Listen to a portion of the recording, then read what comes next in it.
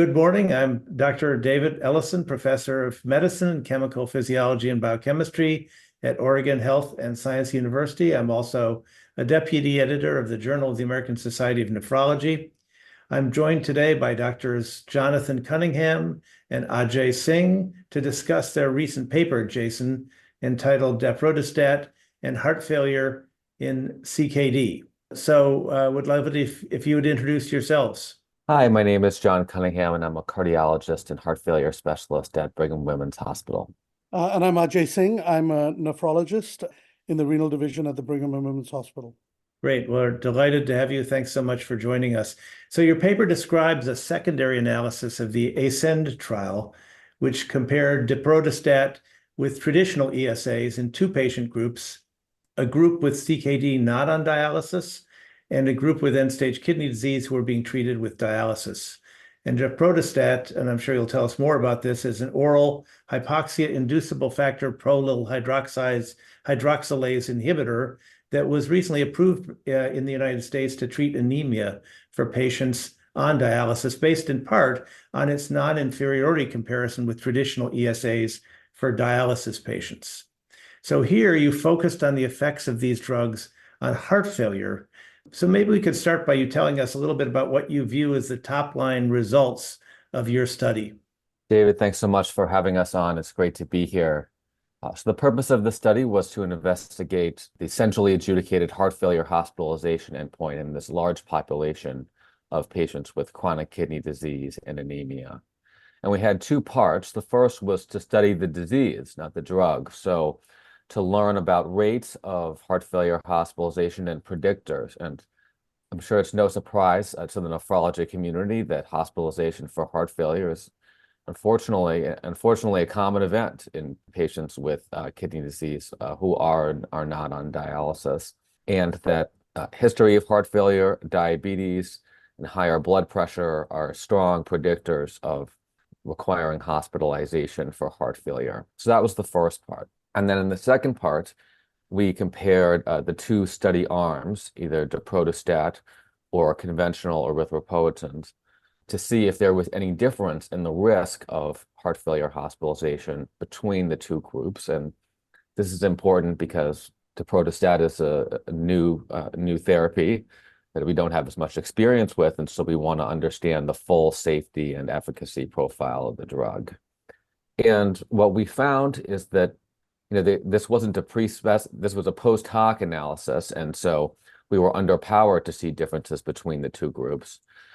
There did seem to be a numerically greater number of heart failure hospitalizations in patients on daprodustat compared with conventional ESA, but these differences weren't necessarily statistically significant. And they seemed to be a little bit more in patients not on dialysis compared to those on dialysis, and a little bit more in those with a history of heart failure compared to those who did not have a history of heart failure. And we felt it was important to share these numbers with the clinical community, even though it's hard to be sort of 100% definitive about what they mean.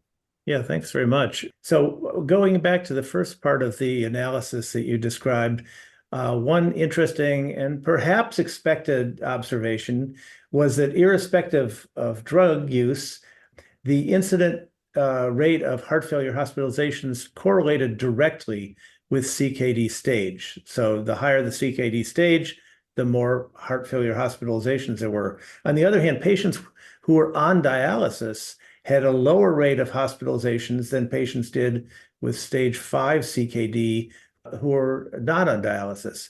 So can you give us your perspective on this observation and perhaps play it out for the clinician in terms of the need to start dialysis in patients? Yeah, so let me take that. So it's firstly, thank you also for inviting us to do this, to Jason and David, to you especially. As we all know, as nephrologists, as patients' kidney disease progresses, it becomes more and more difficult to manage salt and water among our patients, and patients can often not only become hypertensive, but they can show evidence of fluid overload. And this, I think we all intuitively know, this correlates with the level of advancement of renal impairment.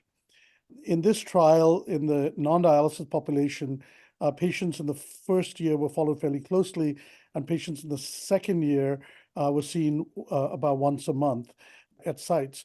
Whereas the patients who were enrolled in the dialysis study were seen on dialysis often 3 times a week, and certainly they had study visits as well. This is important for 2 reasons. One, obviously, when you are seen less frequently, there's going to be less opportunity to detect increasing volume overload or early stages of heart failure, whichever or both. Whereas if you are being seen 3 times a week, the detection of this clinical syndrome is going to be much more immediate. Secondly, it turns out the tools for intervening in these patients are much more effective, I think we would all agree, in the dialysis population than in the non-dialysis population. Dialysis population, you can turn up the ultrafiltration rate, you can add in an extra treatment, you can even, some patients are on both diuretics and dialysis. In contrast, patients who are not on dialysis, we have only recently discovered that actually thiazide diuretics work quite well. But in general, our avenues are salt restriction and diuretic therapy in large part. Some of these patients are now taking SGLT2 inhibitors, so that's obviously helping volume. So I think it doesn't entirely surprise me that heart failure rates were lower in patients on dialysis than those who are not on dialysis, but I think the reasons behind that are multifactorial. So I did want to follow up with that because as a clinician, people who know me know that I've for years been a fan of trying to delay the start of dialysis until patients really need it. And you can go back to the IDEAL trial and other things that support that.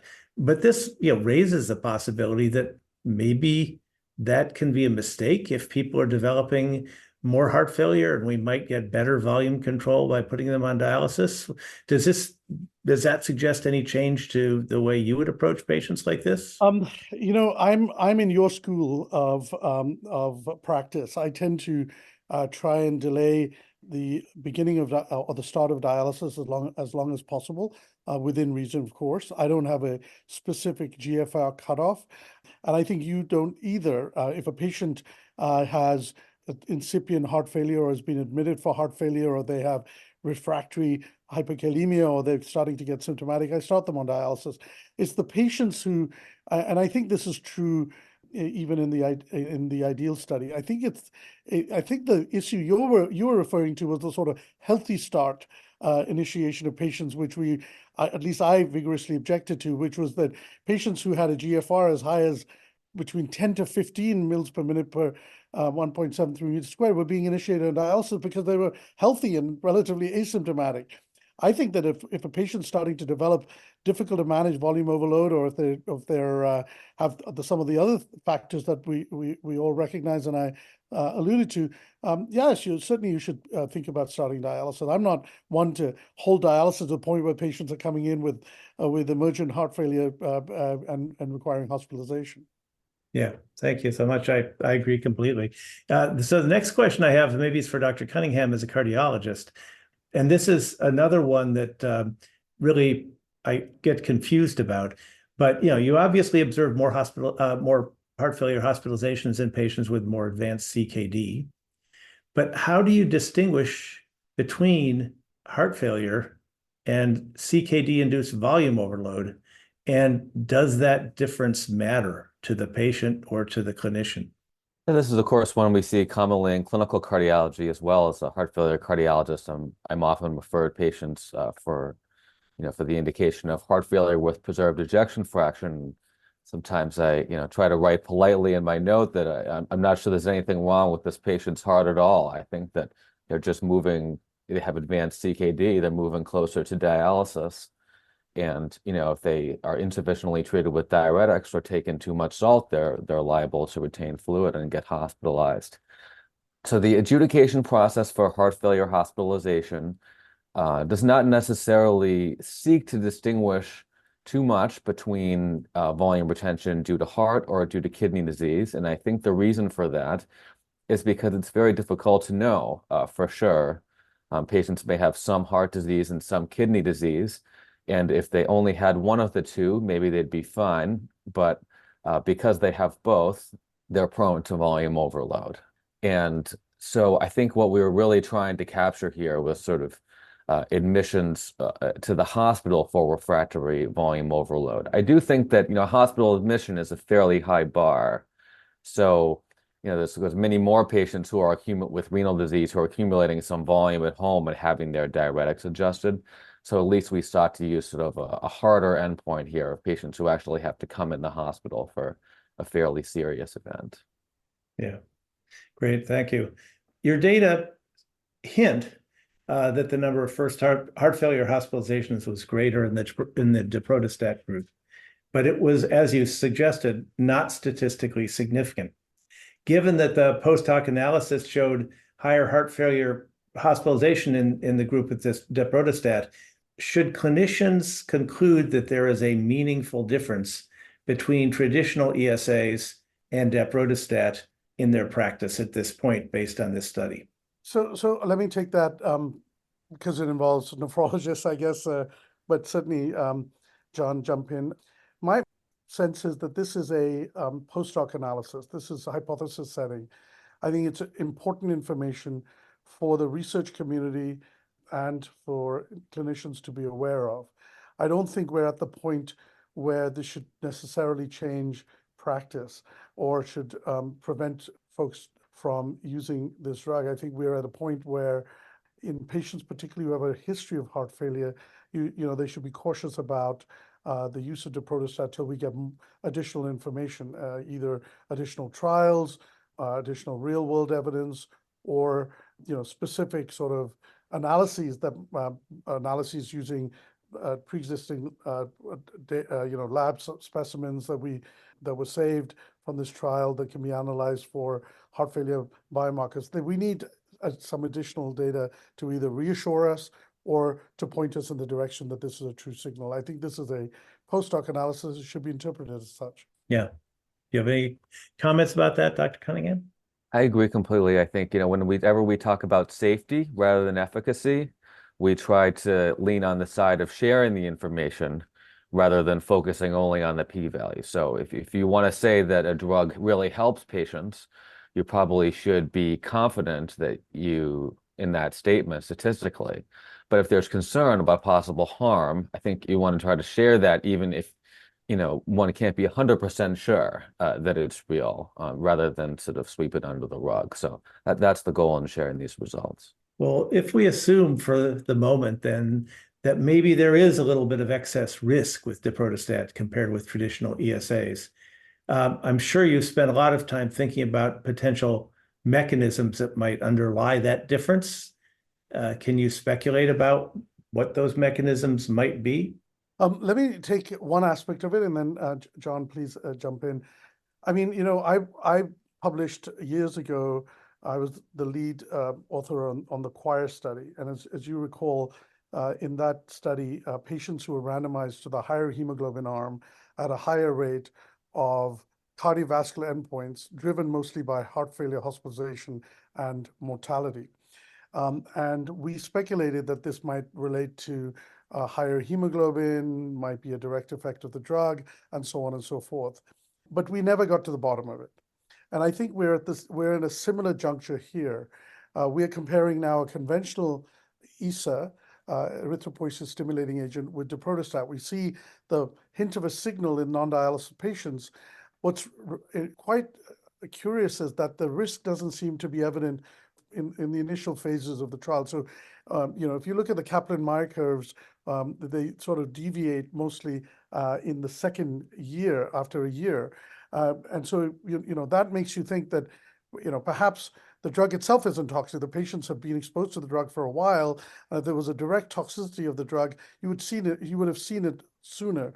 Why didn't we see it in a much more clearer fashion in dialysis patients? Could it be because in dialysis patients, these patients were having their volume corrected by dialysis?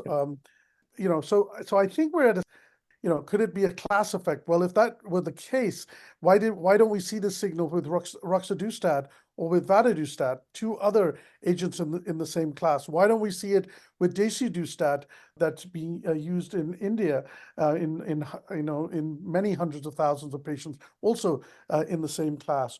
Why is it that we don't see it in dialysis patients in real world evidence, at least to our knowledge, in Japan, where the drug is approved, in Japanese non-dialysis CKD patients? So another possibility that I don't think we can completely rule out is that this is a chance finding, or that this might be something that might be explained by how the study was designed or how patients were followed up in the non-dialysis population.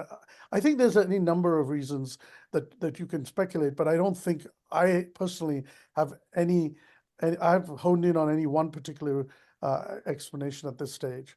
John? I don't think I have anything to add. Again, I don't think that there's an obvious biological mechanism, and if there was, I think we might see the data as even stronger if we say, oh, we kind of suspected this, but that's not necessarily the case. Yeah, based on results like from Choir, which was just really a inspirational study for me, because it really began to change the way we viewed treatment of anemia in CKD. I expected maybe that there was a bigger increase in hemoglobin in the Daprodustat group, but it didn't look like there was. So that was the most obvious explanation, and I guess that was sort of ruled out from the data. So I guess hopefully we'll find out whether this plays out in the real world over the next 5 years. I wasn't aware that this was approved in Japan. So my last question then actually relates to that. So in Japan, is it only approved for dialysis patients? Are they using it for CKD patients not on dialysis? I believe it's approved for dialysis and non-dialysis patients in Japan. It is not approved in Europe or elsewhere in the world, where they stopped the approval process after the FDA came back to the sponsor that it was only going to be approved in stable dialysis patients 3 months after initiating therapy. So 3 or 4 months, I don't remember exactly.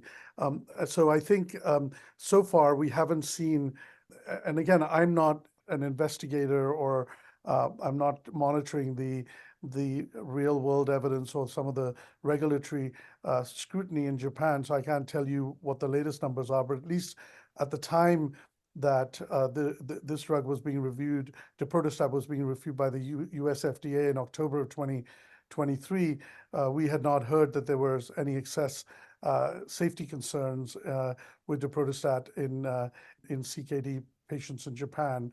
Obviously, as time goes on and the drug gets used much more widely, if there is a signal, we might see it. It's important to note that when you look at data in real world settings, you're not comparing it to a comparator group, right? So the population is prone to developing heart failure, particularly among patients who have underlying diabetes. So it's complex to interpret all of that data, but at least so far so good. Great.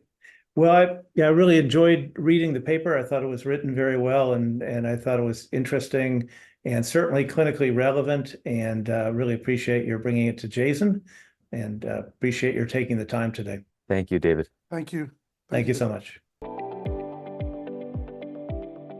This podcast is copyrighted by the American Society of Nephrology. All rights reserved.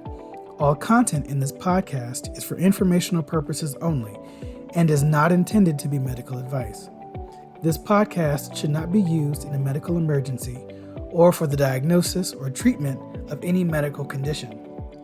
Please consult your doctor or other qualified healthcare professional if you have any questions about any medical condition, or before taking any drug, changing your diet, or commencing or discontinuing any course of treatment.